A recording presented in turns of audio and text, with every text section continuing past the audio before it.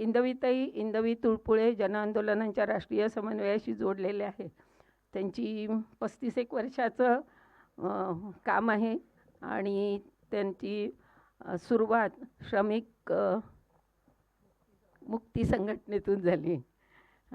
इंदवीताईंना मी विनंती करते की नैसर्गिक संसाधनांवर स्थानिकांचा प्रथम अधिकार असं जो NAPA म्हणून आम्ही म्हणतो, त्या दृष्टीने आता पर्यावरण संकट आणि त्यांचे जे काही विचार असतील ते त्यांनी मांडावे ही विनंती. इंदवीताई. सर्वांना जिंदाबाद. मी मुळात आदिवासी भागात काम करणारी कार्यकर्ती आहे. तज्ञ, पर्यावरण या विषयातली तज्ञ अजिबात नाही.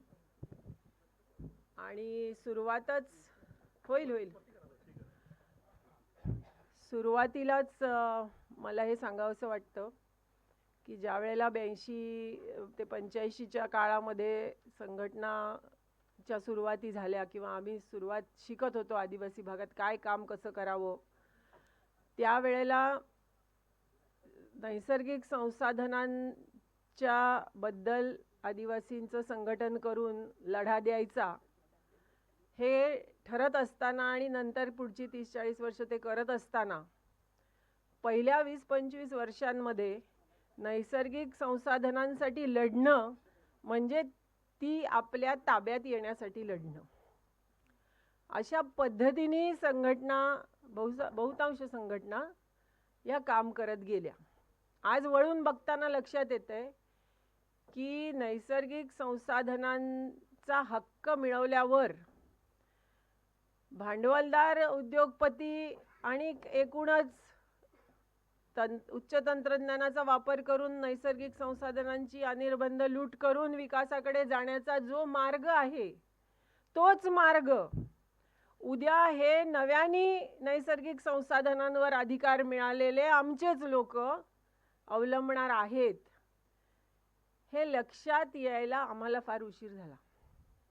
हे मला आज सांगावंसं वाटतंय, कारण आज हेच जर त्यावेळेला आणि बहुसंख्य त्या काळातच जन्मलेल्या जनसंघटना आहेत, तेव्हा हे जर त्यावेळेला एक दृष्टी असती तर कदाचित आजचं चित्र वेगळं दिसलं असतं. ही माझी सुरुवात म्हणून मला सांगावंसं वाटलं. हे एक प्रकारचं कन्फेशन आहे असं आपण समजूया. त्याच्या पुढे जाऊन पुढे सुद्धा मी जी मांडणी करणार आहे त्याच्यामध्ये या सगळ्या कामामध्ये गेल्या 35-40 वर्षाच्या काही ज्या मला पर्यावरण संकटाच्या ठाम वाटतात अशा गोष्टी मी मांडेन आणि काही माझ्या मनातले गोंधळ सुद्धा मी मांडेन, ज्याची उत्तरं मला वाटतं माझ्याकडेही नाहीत, आपण सगळ्यांनी मिळून शोधली पाहिजेत. पर्यावरण संकट आहे की नाही हा एक पहिला प्रश्न नेहमी, कारण आपण इथे जमलेले आपण एकाच विचाराचे लोक आहोत, त्यामुळे आपण एकमेकांना सांगणं ही वेगळी गोष्ट आहे. पण जगात असं खूप ठिकाणी आणि विशेषतः आता जी सरकार जे सत्तेवर येत आहेत त्यातले बरेच जण ठामपणे हे सांगतात की कुठे काय असं ग्लोबल वॉर्मिंग, काय तापमान बदल वगैरे असलं काही फार गंभीर गोष्ट नाही आहे आणि त्याच्यासाठी फार आपल्या पॉलिसीज बदलण्याची गरजही नाही आहे, असं उघडपणे म्हणणारे पण सत्ताधारी आहेत जगामध्ये. तर मात्र याबद्दल मला नाही वाटत की आपलं कोणाचंच दुमत आहे. पर्यावरणीय संकट हे एक वास्तव आहे, सत्य आहे आणि ते अधिकाधिक जलद गतीने प्रवास करतंय, अधिकाधिक गडद होत चाललंय. तेव्हा पर्यावरणीय संकट ही काही आता आहे का नाही आणि खरंच गंभीर आहे की नाही ह्याचा विचार करणारी गोष्ट नाही आहे, याबद्दल मला ठाम वाटतंय आणि म्हणूनच आपण सर्व इथं विचार करायला बसतोय. आणि मग काय आहे हे पर्यावरण संकट?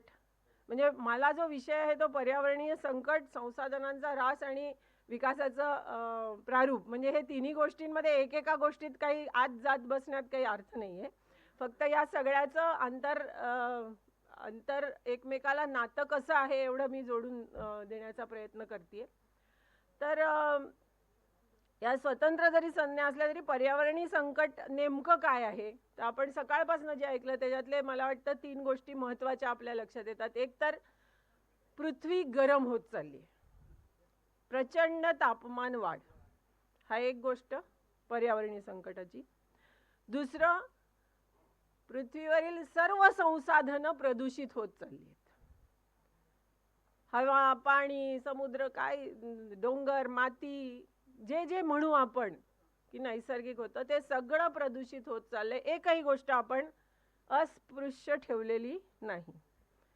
आणि तिसरं म्हणजे वर्षानुवर्ष धीम्या गतीने भूरूपांमध्ये पृथ्वीवरच्या बदल होतच होते, पण जलद गतीने पृथ्वीच्या भूरूपांमध्ये बदल होत जाणं हे तिसरी गोष्ट ह्याच्यामध्ये वाटते.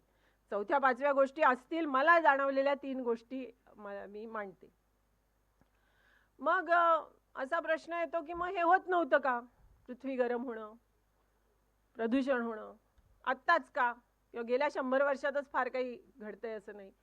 तर त्याही बद्दल सगळ्यांनी मांडलं की त्याचा वेग आणि त्याची वारंवारता, त्यामुळे येणाऱ्या आपत्तींची वारंवारता ही एवढी वाढली आहे की हे एक संकट आहे असं म्हणायला आपल्याला वाव आहे.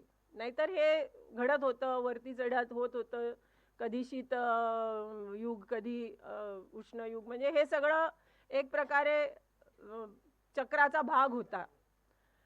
मग आज आपण का बघतोय, कारण ह्याच्यामध्ये जलद गती वाढली आहे आणि गडदपणा वाढलाय. म्हणून हे जे होत आहे ह्याच्यामुळे अनेक आपत्ती येत आहेत, आणि ज्याच्याबद्दल आपण सकाळी इथे दुसऱ्या सत्रामध्ये अनेकांनी वेगवेगळ्या ठिकाणी काय घडतंय आणि कसं संकट येत आहेत ते मांडलंय.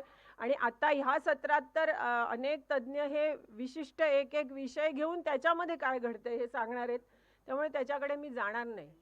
पण माझ्या मनातला, मी म्हटलं होतं जसं गोंधळही मी मांडणार आहे, तसं माझ्या मनातला हा गोंधळ आहे की आपण हा शब्द वापरताना पर्यावरणीय संकट, पर्यावरणावरचं संकट म्हणतोय का पर्यावरणाने आपल्यावर आणलेलं संकट म्हणतोय.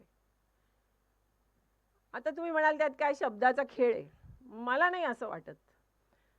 कारण इथे आधीच्या सत्रात एक मुलगी, प्रीती, मला वाटतं ना नाव बरोबर आहे, प्रीतीने इथे मांडताना तिच्या मनातल्या जे काही ती मांडत होती, अतिशय भावनिक होऊन मांडत होती आणि खूप टोकाला जाऊनही मांडत होती. पण त्याच्यामध्ये हाच मला वाटतं मुद्दा आहे की पर्यावरण संकटात आहे का पर्यावरणामुळे आपण संकटात आहोत. आणि जेव्हा आपण म्हणतो तेव्हा आपण माणूस, कारण आपण आपलाच विचार करतोय ना,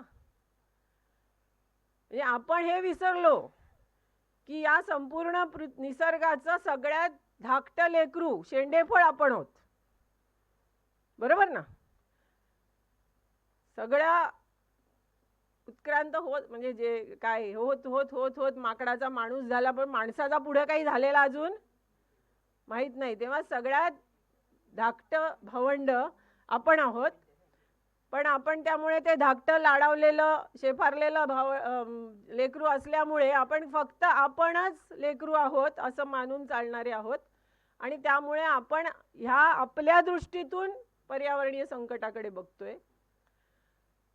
आपण जर का हे बघितलं की हे पर्यावरणावरचं संकट आहे आणि आपण एक लेकरू म्हणून असताना अनेक लेकरं आणि अनेक निर्जीव, म्हणजे ज्याला आपण सजीव आणि निर्जीव असा भेद केला, तर अनेक घटक जे आहेत निसर्गातले ते सगळे धोक्यात आहेत, ते सगळे संकटग्रस्त आहेत.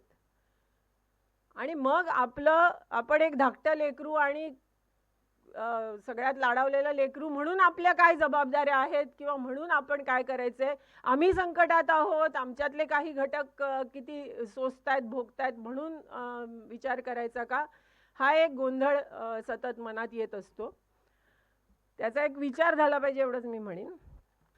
मला एक शेवटचा मुद्दा जो मला ठामपणे वाटतो की जे मी असं समजते, कोणीतरी म्हणाले होते आणि मला वाटतं सौम्यदाच म्हणाले होते की वैयक्तिक पातळीवर जीवनशैलीच्या बदलाला काही फारसं महत्त्व नाही असं ते म्हणाले नाही, पण केवळ तेवढं काही महत्त्वाचं नाही.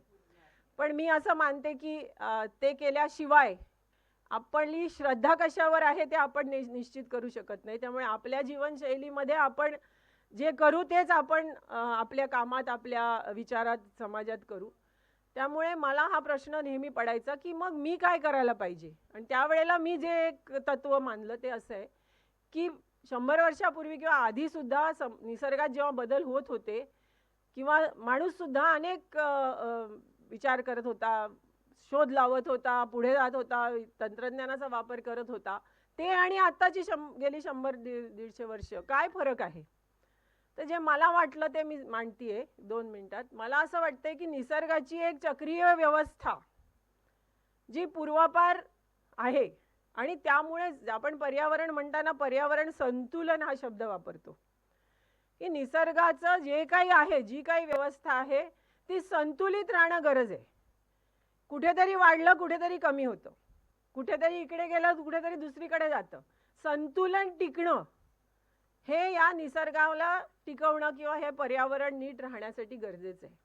आणि ते घडत राहिलं होतं या चक्रीय व्यवस्थेमध्ये.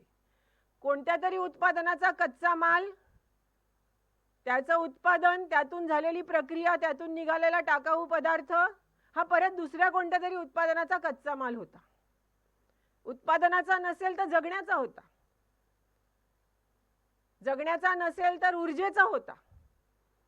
आता विज्ञान तर सांगतच की ऊर्जा ही कुठे निर्माणही होत नाही आणि नष्टही होत नाही, तिचे फक्त रूप बदलतात.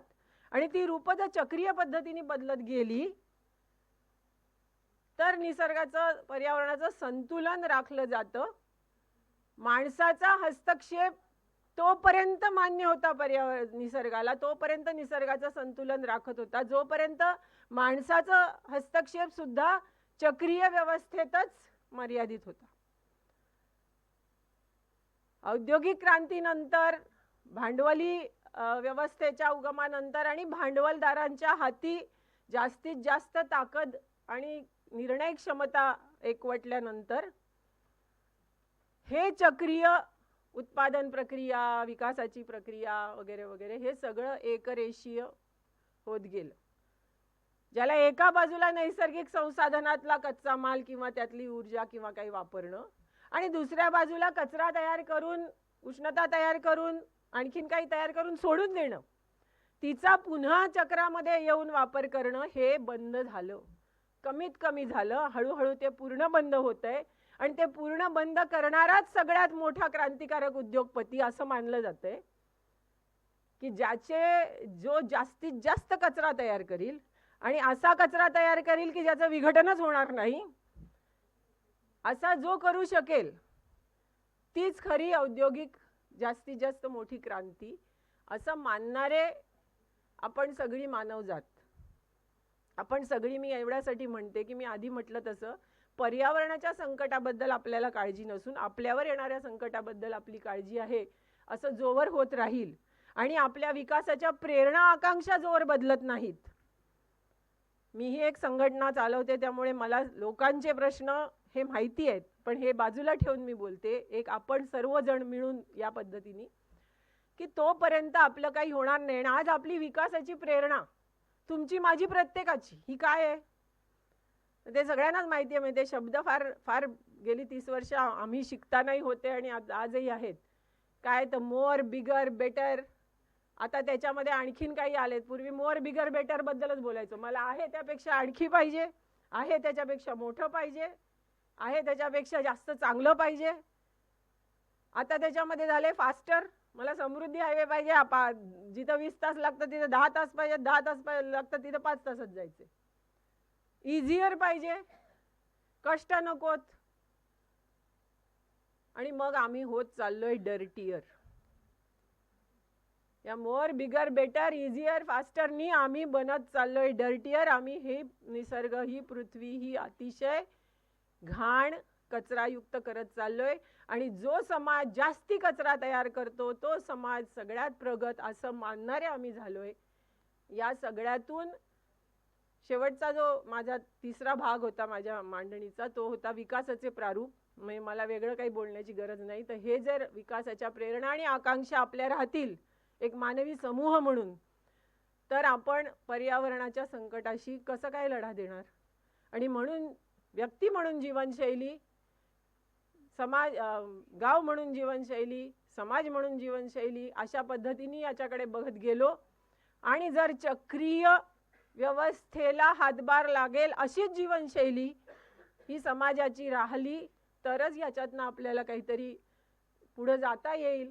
नाहीतर प्रीती म्हणाली तसं आपण सगळे जाऊ. पृथ्वी मात्र स्वतःचा संतुलन, कारण निसर्गतः त्याला स्वतःला संतुलित करणं हे निसर्गाचं काम आहे. आज जेव्हा पूर येतात आपल्याला वाटतं ती नदी माझ्यावर आक्रमण करते, नाही, ती तिचं संतुलन राखते. जेव्हा भूस्खलन होतं तेव्हा ते त्याचं संतुलन राखते. जे जे काही घडतं ते निसर्ग स्वतःचं संतुलन राखण्याचा प्रयत्न करतो, आपण त्याचं भोगतो. धन्यवाद.